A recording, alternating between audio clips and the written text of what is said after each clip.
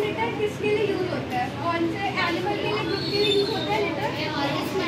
बताओ कौन सा एनिमल के लिए यूज होता है?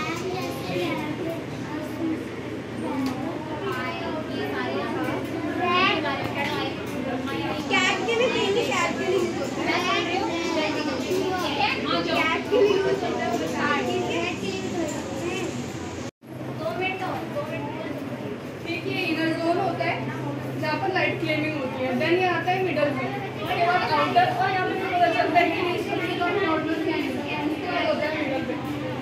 उसके बाद आता है हॉटनेस। यहाँ पर सबसे ज़्यादा हॉटेस्ट पार्ट होता है इसका कैंडल का। और जो इसका आउटर जोन होता है उसमें हम बनाने के लिए कहाँ पर गए? पाकिस्तान सीखने के लिए वहाँ पर गए।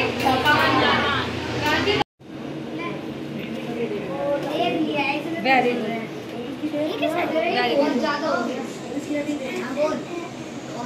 गंजीर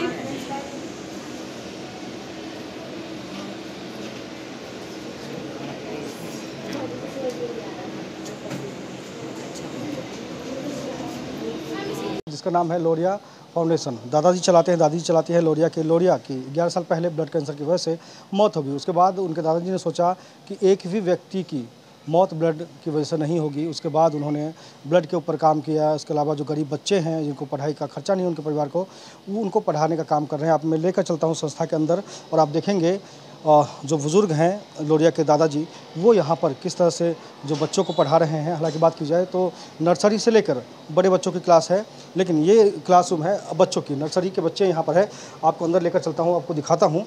आप देखिए जो नर्सरी के बच्चे हैं वो किस तरह से यहाँ पर पढ़ाई कर रहे हैं। छोटे छोटे बच्चे हैं यहाँ पर, और देखिए किस तरह से पढ़ाई की जा रही है और बच्चे को पढ़ाया जा रहा है। यहाँ पर छोटे बच्चे हैं, इधर भी बच्चे हैं, इस साइड आप देखेंगे तो दूसरी तरफ भी बच्चे हैं। अंदर देखेंगे तो अंदर भी क्लासरूम है, आप अंदर दिखाऊं आपको तो देखिए अंदर जो बच्चे हैं यहाँ भी पढ़ाई कर रहे हैं। किताबें, बैग, ड्रेस सब कुछ इन बच्चों को फ्री में उपलब्ध करवाया जाता है। इधर देखिए, इधर भी देखिए क्लासरूम है। और बात कर रहे हैं हम लोरिया के दादाजी के, तो यहाँ पे मौजूद है मेरे साथ।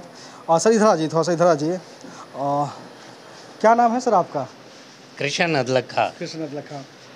कब से ये संस्था चला रहे हैं, ब्लड के ऊपर काम किया, क्या कहानी है? लोरिया आपकी पोती थी जैसा कि हमने सुना, क्या था? 11 साल पहले लोरिया जिसके नाम से ये संस्था अब हम चला रहे हैं, लोरिया प्रगतिशील रिसर्च एंड डेवलपमेंट फाउंडेशन। लोरिया मेरी पोती थी, लो मने ज्योति, रिया मने लक्ष्मी, और वो ब्लड कैंसर से हमें छोड़ के चली गई थी। उस बच्ची की एक ऐसी शक्तिशाली पावरफुल सोल थी, वो इच्छाएं थी कि मैं भारत के, क्योंकि वो दुबई रहती थी, बच्चों के लिए कुछ करूं, गरीब बच्चे पढ़ें, इनको राशन मिले, लोग कोई भूखा ना रहे, हर मरीज को दवाई मिले। बहुत सारे विषयों पर वो बड़े होकर के कार्य करना चाहती थी। शायद वही शक्ति हमें मिली और हमने उसके जाने के बाद ये सारा कार्यक्रम, जिसमें कि ये पहला एजुकेशन, जो आप ये नन्हे नन्हे बच्चे आप देख रहे हैं, बच्चों अपना बैग उठाओ, ये बैग्स इनको देते हैं। इसके अलावा इनको स्टेशनरी, इनको ये जो टीचिंग स्टाफ है, इसमें हमारे पास 2 तरह का स्टाफ है। एक तो पेड है, 9 टीचर लगभग हमारे पास पेड हैं, और बाकी वॉलंटियर्स हैं। वॉलंटियर्स में भी इस तरह के, इस कैलिबर के लोग हैं। रिटायर्ड इंजीनियर हैं, रिटायर्ड बैंक चीफ मैनेजर हैं, रिटायर्ड केंद्रीय विद्यालय के प्रिंसिपल हैं। बहुत सारे बुद्धिजीवी आज इस यज्ञ में अपने समय की आहुति दे करके लोरिया फाउंडेशन। ब्लड की बात करें तो लगभग 4000 लोगों से ज़्यादा का ब्लड आपने पहुंचाया है। ब्लड हम डायरेक्ट नहीं पहुंचाते, मैं इसका आपको प्रोसेस बताता हूं। हम हॉस्पिटल्स में, हमारा ब्लड बैंक के साथ एक ये है कि जब किसी को रिक्वायर होता है तो वो पेशेंट को बता देते हैं कि ये नंबर है, इस पे आप फ़ोन करो, मैसेज करो। उस मैसेज को हम लोग 17,000 में पूरे एनसीआर में फॉरवर्ड करते हैं। दिल्ली एनसीआर या बाहर भी इंडिया? दिल्ली एनसीआर पूरे। तो वहाँ से अटेंडेंट को फ़ोन जाता है कि एक मैसेज आपका मिला है, आपको ब्लड चाहिए, प्लेटलेट चाहिए, रेड सेल चाहिए। तो जब वो अटेंडेंट के साथ उनका हो जाता है और उसका सैंपल सक्सेस हो जाता है, तो हमें मैसेज आ जाता है कि मैंने ब्लड डोनेट कर दिया है। और हम फिर उनका तो आपकी पोती दुनिया से चली गई तो आप डिप्रेशन में आ गए थे, फिर उस दौरान घर वालों ने ये भी कहा था कि चलो पागल खाने में भर्ती कराते, क्या था, क्या कहानी थी? ऐसा था कि इस बच्ची के जाने के बाद परिवार वाले तो धीरे धीरे करके संभल गए। इसके माता पिता अपना दुबई चले गए। मेरी जो धर्मपत्नी है, लोरिया की दादी, वो कविताएं लिखती हैं, वो अपना कविताओं में इधर उधर भक्ति में है, उसने अपना मन लगाया। पर मैं अपने आप को संभाल नहीं पाया, सच्ची बात है, डिप्रेशन में आ गया। डिप्रेशन की दवाइयाँ मुझे दी जाती रहीं और बस चंद दिनों की, यूँ कहूँगा 2-4 दिन ही थे कि मुझे ये एडमिट करा देते पागल खाने में। अचानक एक मैसेज आता है दुबई से मेरे पास, मेरी बहू का, कि इस बच्चे को लोरिया वाली बीमारी है, क्या हम इसकी हेल्प कर सकते हैं। मैंने मैसेज पढ़ा और मैं घबरा गया। मेरे खाना सामने लगा था, दवाइयाँ पड़ी थी, पर मुझे होश नहीं। मैंने एक एक करके वो मैसेज, क्योंकि मुझे उस समय ग्रुप बनाने नहीं आते थे, मैंने वो मैसेज अपनी फ़ोन बुक खाली कर दी। सवेरे जब मैं उठता हूँ तो मुझे मैसेज आता है कि थैंक यू सर, आपके मैसेज भेजने से बॉम्बे में हमें 1500 नौजवान लड़कों का एक ग्रुप मिल गया है, हमें 6th कीमो तक अब शायद ब्लड की ज़रूरत नहीं रहेगी। उधर से बहू रानी का भी मैसेज आया कि पापा वो पागलपन जो आपको करंट लगे उसकी बजाय कोई और पागलपन, ये पागलपन अच्छा नहीं है, सोचो ज़रा। अगले दिन ना 2 दिन फिर बीतने के बाद एक मैसेज आता है कि अंकल आपका मैसेज मैंने फॉरवर्ड कर दिया था, लेकिन मुझे हार्ट अटैक हुआ था और मुझे मेरी एंजियोग्राफी हो गई थी, मुझे स्टंट लगना था। मैंने डॉक्टरों से कहा रुक जाओ, पहले मैं अंकल का ब्लड रिक्वायरमेंट वाला मैसेज फॉरवर्ड कर दूं। तो जब उसने ये मैसेज फॉरवर्ड कर दिया और ये सारा काम हो गया, मुझे दोबारा शौक लगा कि इस काम को किया जाए। इन उंगलियों से, हाँ। इन हाथों से बहुत काम कर सकते हैं। क्यों हम पेड़ उगाएं, उखाड़ें, क्यों ना पेड़ लगाएं, क्यों हम किसी का खून, इन हाथों से बहुत कार्य किया जा सकता है। मुझे बहुत सारी नसीहतें मिली। अब कौन कौन से बच्चे क्लास के यहाँ पढ़ रहे हैं? 1ली से 12वीं तक।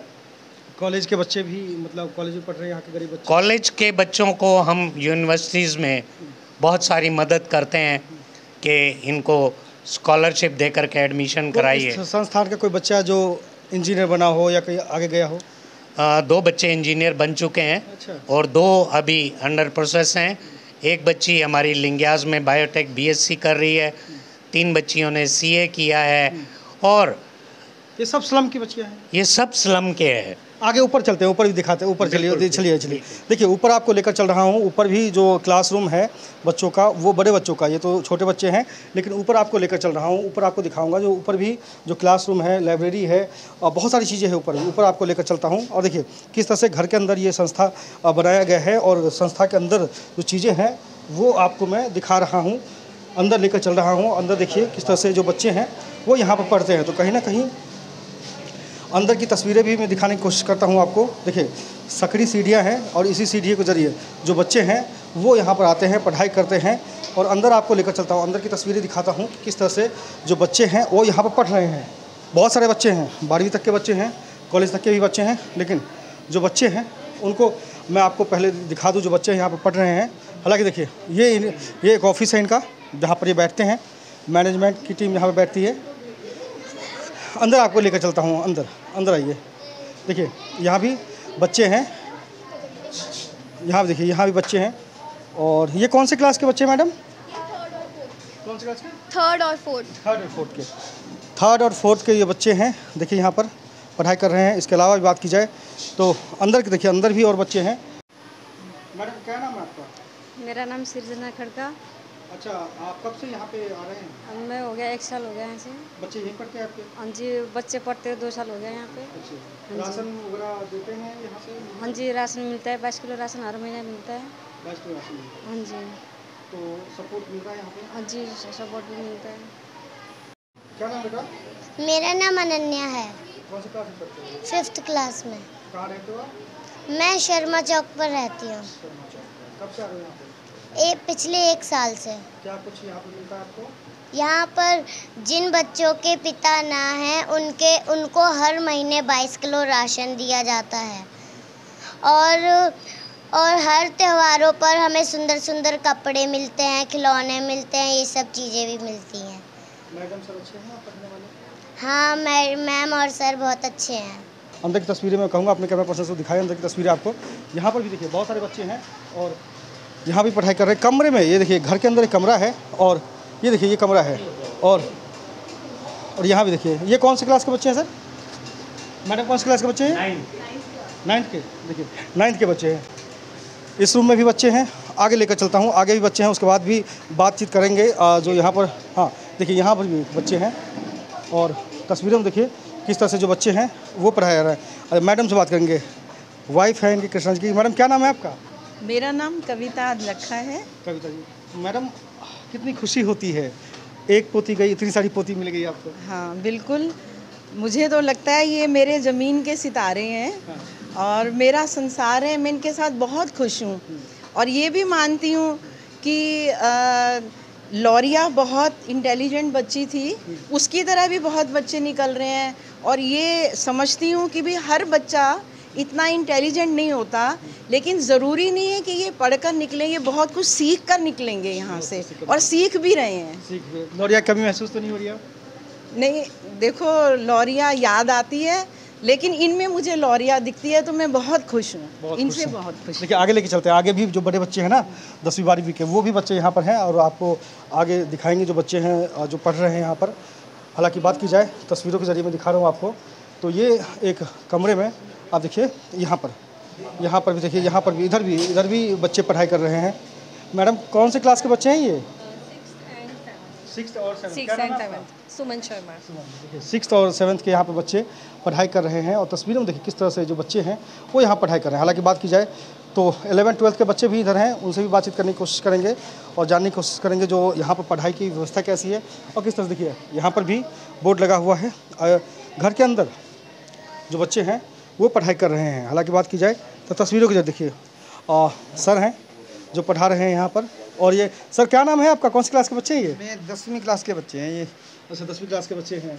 आपका नाम क्या है सर? मेरा नाम राजेश कुमार। राजेश कुमार। आप पहले किस प्रोफेशन में थे? मैं सेंट्रल PWD से रिटायर्ड हूँ, सुपरिटेंडेंट यूनिट। अच्छा सर, सेंट्रल PW से रिटायर्ड है, तो यहाँ पर आके खुशी मिलती है बच्चों को? हाँ खुशी मिलती है, तभी कर रहा हूँ। तभी पढ़ा रहे हैं। देखिए इनके घर हमारी अच्छा दूसरी ब्रांच आपके दूसरी बात घर में बनाया हुआ क्लासरूम का बनाया। हॉस्पिटल है, बेटा का अच्छा, बेटा अच्छा। इंजीनियर है। अच्छा बच्चे सेटल हैं बच्चे सब सेटल हैं। और आप यहाँ पर मुफ्त में शिक्षा दे रहे हैं। हाँ देखिए यहाँ पे बच्चे और भी है, लाइब्रेरी भी है और छोटे छोटे बच्चे यहाँ पर पढ़ाई कर रहे हैं। हालांकि बात की जाए तस्वीरों के जरिए तो देखिए स्पेस कम है, तस्वीर देखिए आप, कैमरा पर्सन से कहूँगा तस्वीर आपको दिखाए। और ये एक छोटा सा लैब है, बुक बैंक भी है जहाँ पर फ्री में बुक कलेक्ट करते हैं और बच्चों को ये बुक देते हैं। और तस्वीरें देखिए किस तरह से एक छोटे से कमरे में किस तरह से जो बच्चे हैं वो अपना करियर संभाल रहे हैं। तो कहीं ना कहीं बात की जाए फरीदाबाद की, तो फरीदाबाद में ये जो ट्रस्ट है, जो संस्था है, वो कई बच्चों को भविष्य संवारने में मदद कर रही है। सर एक सवाल और, फंड कहाँ से, फंड इतना कहाँ से आता है, क्या करते हैं, बच्चे कहाँ हैं आपके? ऐसा है, शुरुआत परिवार ने की थी, लेकिन अब मैं ये कहूँगा फरीदाबाद के बहुत सारे बुद्धिजीवी लोग, लेकिन जहाँ तक बात की जाए कोई भी संस्था धन से नहीं, इमोशंस से चलती है और इस इमोशंस में जो भी सहयोग कर रहे हैं, हाँ ये मैं ज़रूर साफ कहूँगा आपसे कि कभी 30, कभी 40, कभी 20% टोटल खर्चे का कम पड़ता है। तो प्रभु की दया से सरकार की तरफ से कोई मदद मिला? सरकार की तरफ से कोई मदद नहीं क्या है। कहेंगे सरकार को, आप मदद करें? सरकार को यही कहेंगे कि अगर हमें ये गर्मी आप देख रहे हैं, एसी लगाए हैं इन बच्चों के लिए, लेकिन इस भीषण गर्मी में ये छोटे छोटे कमरों में पढ़ते हैं, हमें अगर जगह देते हैं तो बहुत अच्छी बात है। सरकार के पास बहुत सारी ऐसी बिल्डिंग्स हैं, बने बनाए स्कूल्स हैं, ये जो प्राइवेट स्कूल हैं इनको भी कह करके हमें जगह दे सकते हैं।